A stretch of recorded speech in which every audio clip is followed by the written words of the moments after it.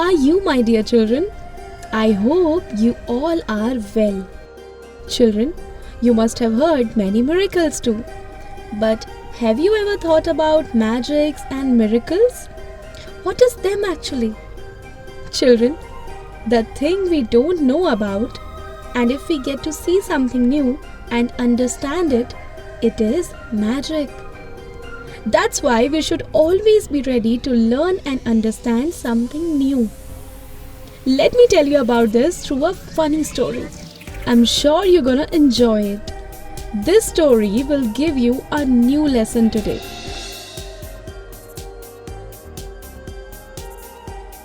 Once upon a time in a small village, there lived a girl named Amy. Amy was a very curious girl who loved to discover new things. One day she heard a rumor about a magical forest and she became very excited. She wanted to know the truth about the forest.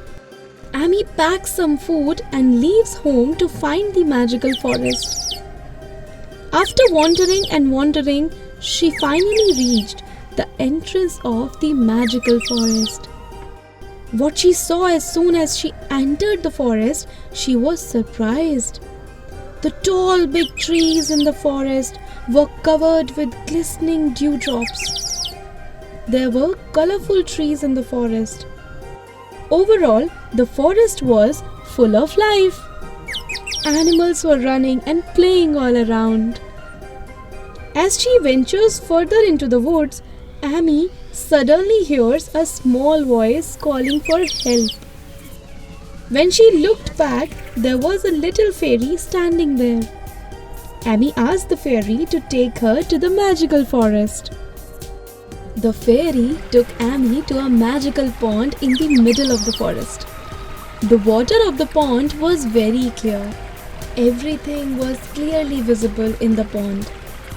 The fairy explained that this pond was home to a magical fish.